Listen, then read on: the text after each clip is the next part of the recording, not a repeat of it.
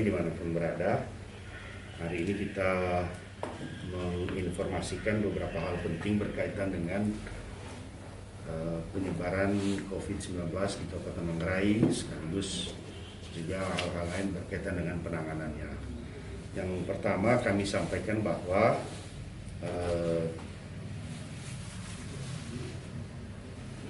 COVID jelas belum selesai, dan kita berada pada fase yang saya kira tidak mengkhawatirkan, tetapi perlu kewaspadaan dari kita semua, karena tren temuan kasus kita kira-kira seperti ini. Jadi tren temuan kasus baru ini menunjukkan tren yang meningkat dalam beberapa waktu belakangan. Jadi dengan tren yang meningkat seperti ini, saya kira semua pihak kita harus tetap waspada. Nanti langkah-langkah penanganan tentu akan kita sampaikan di akhir wawancara ini. Yang pertama kami sampaikan adalah bahwa pemerintah Kabupaten Manggarai memutuskan untuk dasar-dasar penanganan tidak melihat total kasus dari 2021 sampai 2022 ini. Kita melihat kasus yang terjadi 2022 saja, supaya kita lebih jernih dalam memilah dan kemudian juga melakukan penanganannya. Karena itu maka data-data yang akan kami sampaikan ini bukan data-data total kasus dari 2021 maupun sampai 2022, atau bahkan dari 2020 sampai 2022, karena itu akan mengaburkan langkah-langkah yang akan kita tempuh. Karena kita mengambil saja kasus 2022 saja, itu berarti dari 1 Januari sampai dengan Maret tanggal 17 Maret kemarin. Ya, kami sampaikan pertama bahwa ada 37 spesimen yang sudah dikirimkan oleh pemerintah Kabupaten Manggarai, dalam hal ini Dinas Kesehatan Kabupaten Manggarai, ke Labkesda Provinsi NTT di Kupang. Untuk selanjutnya oleh Labkesda Provinsi NTT pada awal Maret dikirimkan ke Balai Besar Kesehatan di Surabaya untuk mengetahui apakah virus yang dialami oleh masyarakat Manggarai ini masih virus Delta atau sudah bermutasi ke virus Omikron sebagaimana kita ketahui. Ini juga untuk menjawab keingintahuan sebagian besar masyarakat Manggarai berkaitan dengan jenis virus yang sekarang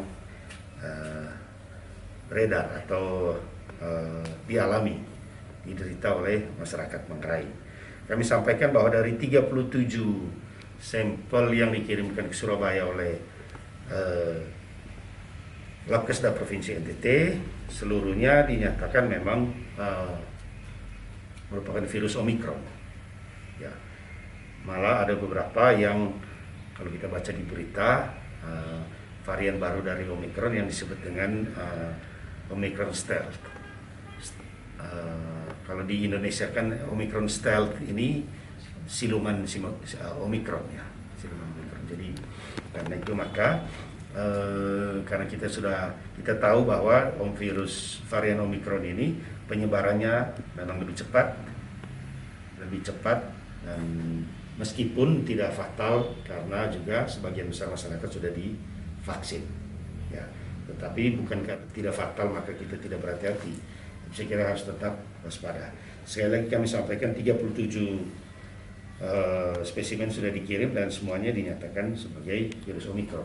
Dengan demikian yang beredar sekarang atau yang dialami oleh masyarakat Manggarai adalah virus Omikron yang penularannya berkali-kali lebih cepat. Karena itu kehati-hatian, kewaspadaan menjadi kunci.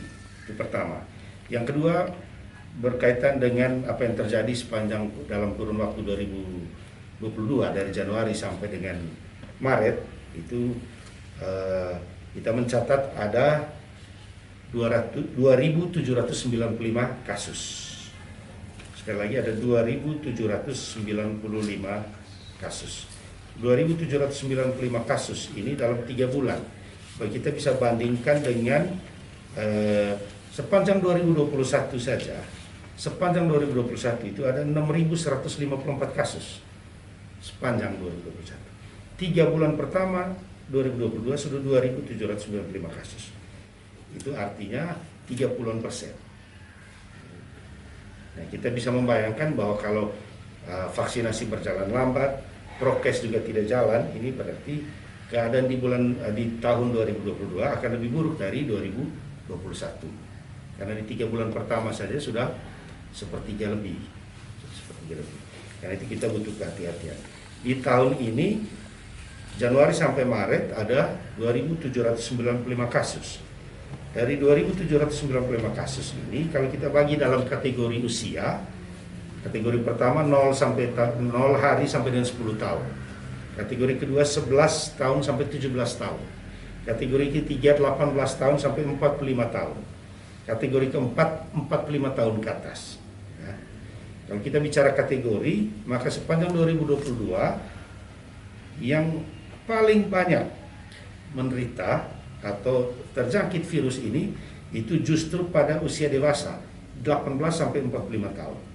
Itu ada 53% penduduk Manggarai yang dari 2.795 ini, ada 53% yang terjangkit virus COVID-19 ini pada usia 18 sampai 45 tahun. Ya. Sedangkan berikutnya di usia 45 tahun ke atas itu hanya 18%. Lalu berikutnya adalah usia 11 sampai 17 tahun itu 17%. Sedangkan anak-anak 0 sampai 10 tahun itu usia yang terjangkit hanya 12%. Dengan demikian, maka itu berarti kehati-hatian, kewaspadaan itu justru penting pada penduduk usia 18 sampai 45 tahun. Ya. Kemudian itu pertama. Kemudian yang berikut yang penting juga adalah kami sampaikan untuk tahun 2022 dari kalau kita bicara per jenis kelamin 55% penderita adalah perempuan, sedangkan laki-laki 45%. Itu berarti secara umum bisa dikatakan begitu. Saya minta kaum perempuan kita, ibu-ibu, saudari-saudari, anak-anak perempuan kita untuk lebih berhati-hati, karena rupanya kaum perempuan, apalagi menurut penuturan Bapak Kepala Direktur Rumah Sakit Umum Dr. Ben Boy Luteng itu menyampaikan bahwa kaum perempuan yang banyak masuk rumah sakit pada hari-hari ini adalah ibu-ibu hamil. Jadi tolong kita menjaga ibu-ibu hamil kita, dan ibu-ibu hamil juga menjaga dirinya sendiri untuk tidak tertular virus COVID-19. Itu perkembangan yang terjadi sampai dengan hari ini. Proporsi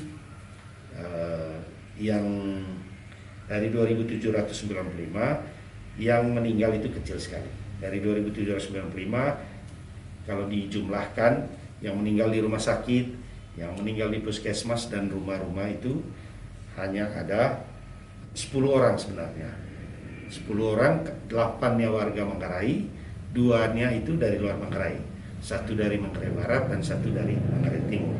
Tapi kita catat karena meninggal di rumah sakit Luteng, kita catat 10-nya, dua-duanya itu sebagai yang meninggal di rumah sakit atau di wilayah Kabupaten Manggarai.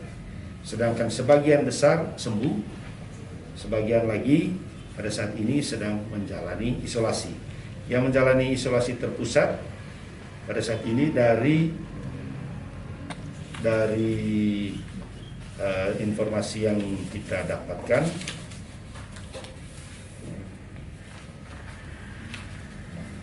yang menjalani isolasi terpusat di pusat karantina di Stadion Gololuka itu ada sekarang ini ada 60 orang, sedangkan yang menjalani isolasi mandiri ada 1.457 orang. Selebihnya ada 13 orang yang dirawat di rumah sakit. Ini data per 17 Maret. Tentu data hari ini akan berbeda lagi. Data hari ini, terutama data di rumah sakit itu pasti akan berbeda setiap jamnya akan berbeda karena harus keluar masuk pasien. Lalu kemudian terakhir mungkin yang perlu kami sampaikan adalah langkah-langkah untuk mengatasi soal ini. Pertama adalah vaksinasi tetap kita jalankan, kemudian tracing kontak erat itu juga tetap kita lakukan. Saya dapat laporan tadi malam bahwa untuk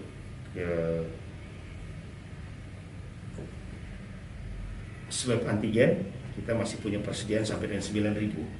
Jadi kita masih bisa melakukan pelacakan kontak erat pada beberapa minggu mendatang dengan antigen yang ada. Kemudian selain vaksinasi, lalu yang berikut tentu protokol kesehatan harus tetap jalan.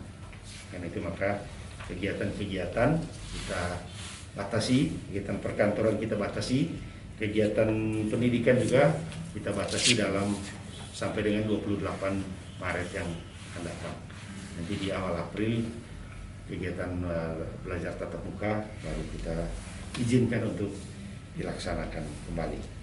Saya kira itu mungkin yang bisa kami sampaikan pada kesempatan sore ini. Yang mendampingi saya hari ini adalah Bapak Direktur Rumah Sakit Umum Daerah Dr. Ben Boy Luteng dan Bapak Kepala Bidang P2P dari Dinas Kesehatan Kabupaten Manggarai.